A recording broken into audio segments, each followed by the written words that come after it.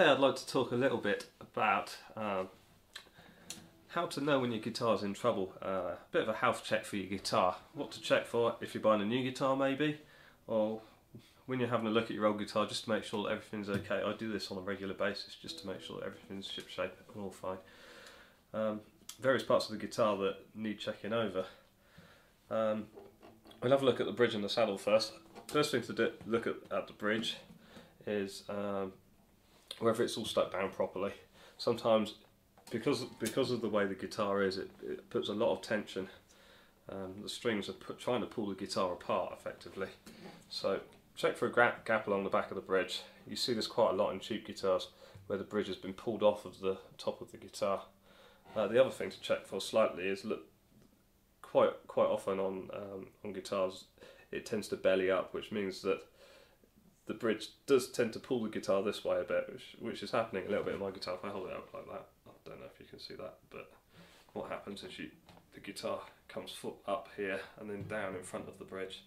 That's quite common. As long as it doesn't happen too much, it's not really a problem. If it happens a lot, well, there's not much you can do about it. It's just one of those things. The saddle is the bit where the strings come across here. Just make sure it's not grooved too much, and make sure it's a nice snug fit inside its slot. Sometimes you find that the saddle's leant forward a long way, or that it's split or cracked. That's the sort of thing you're looking for. Usually you have a nice straight saddle, no big grooves in it. If you've got big grooves in the saddle, the strings are going into grooves. What tends to happen is you tend to break a lot of strings because the strings are getting stuck in one place. They should be free to move across the top of the saddle a bit. Right, the next thing to have a look at is the body of the guitar.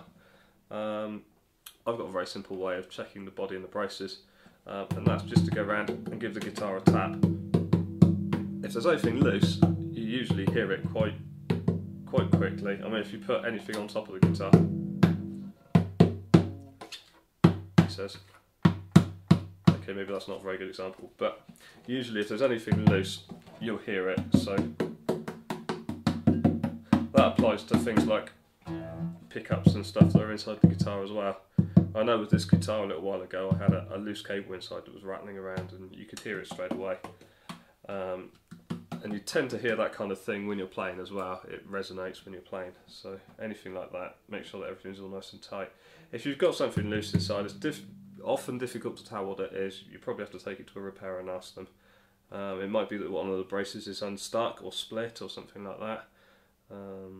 Obviously have a quick check round for cracks and splits, and again, if they don't cause a problem tonally, if you're not getting any kind of bad noise from them, I shouldn't worry about them too much. Obviously it's just the look of the guitar in that case. Next thing to have a look at is where the neck joins the body, which is this bit here. Sometimes you'll find that the neck pulls away from the body of the guitar. Make sure that there's no gaps here and make sure that everything's fixed nicely. That's an obvious one. The straightness and the truss rod, sometimes you see people looking at guitars now trying to look down the guitar, and to be honest, unless there was a huge problem doing that kind of thing, I don't think you'd ever really know a great deal. The way to tell your neck straightness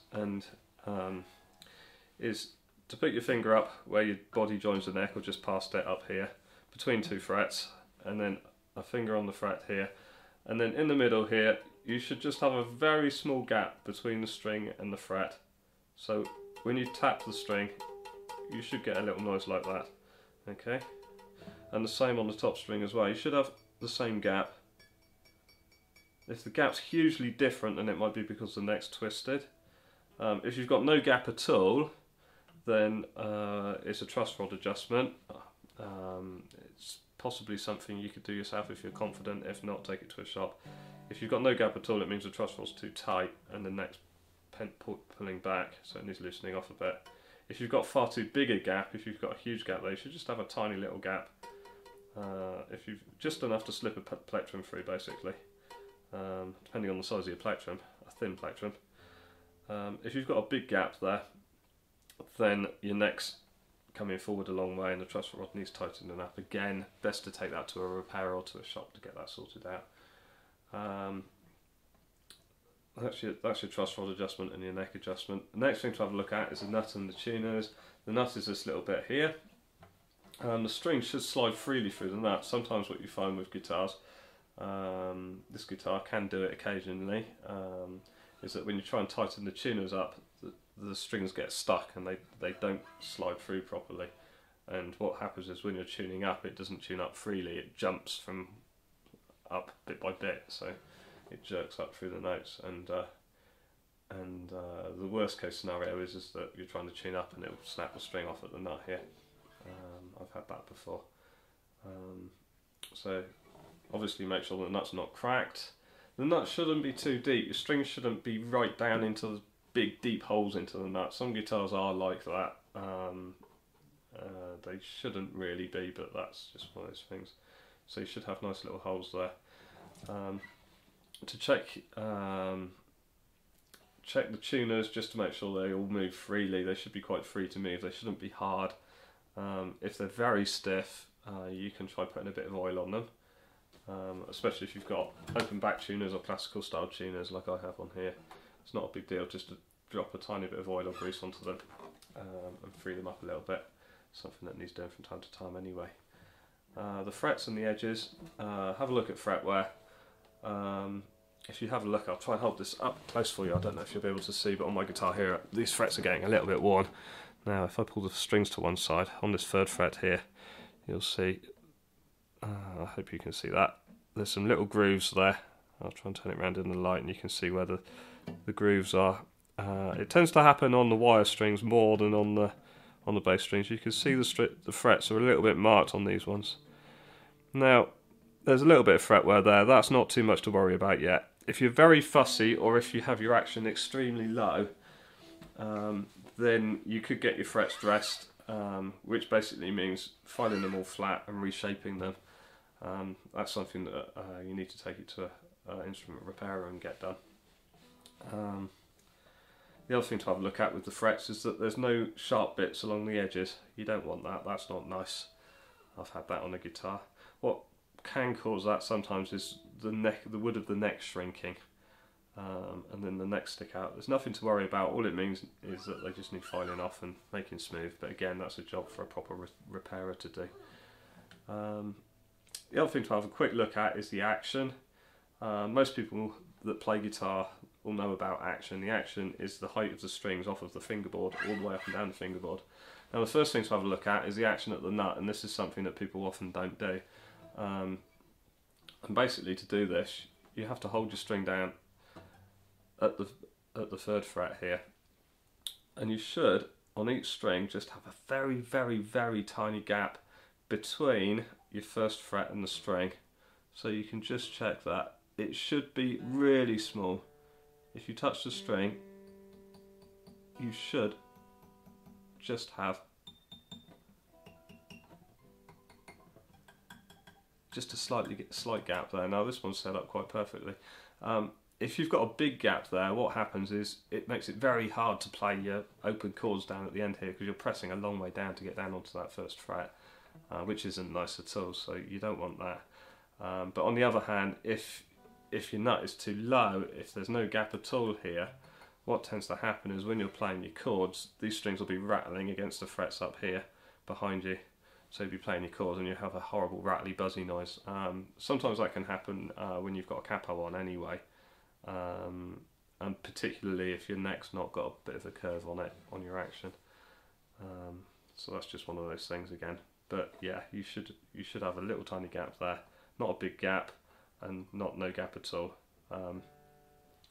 If you start pressing the strings down and they're bending over the top of the first fret, you've got a big problem there. The action at the saddle is a saddle height here.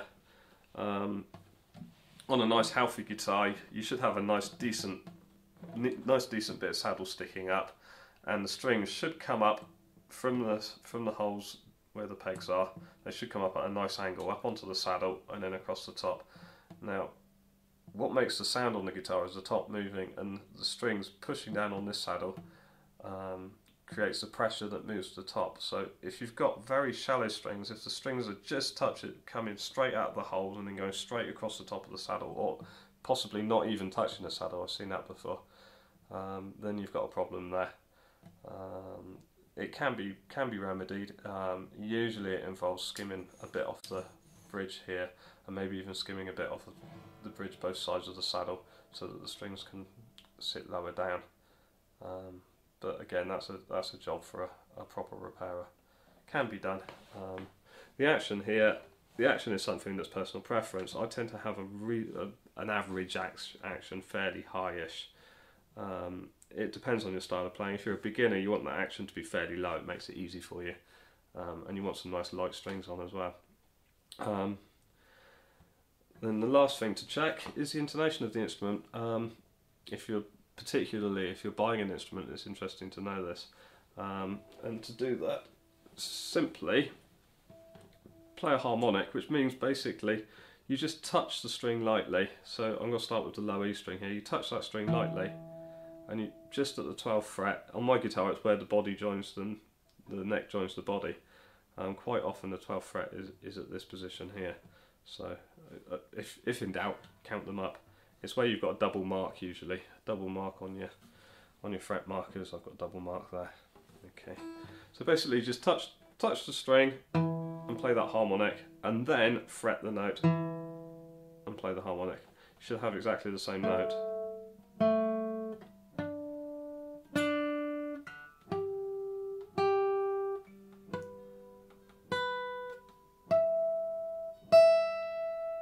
Now I know for a fact that the intonation on this guitar isn't particularly good.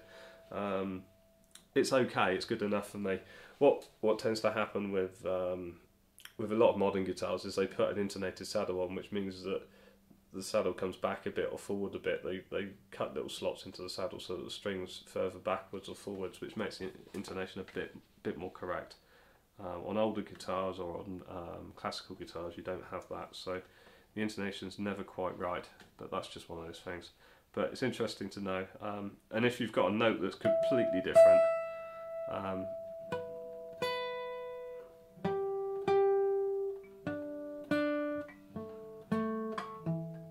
then you may have a big problem. Worth checking it on a guitar tuner as well. If you put a guitar tuner, either if you've got a plug-in, plug it in, or put it on your lap, you can actually see what's happening then, rather than just standing by ear. So yeah, I think that's about everything that you should check over if you're looking at your guitar, giving it a check. Yeah, that's about it, I think. So okay, and obviously after you've done all that, give it a play. I'm Gareth, thanks very much for looking at my videos. Take care, see you again soon.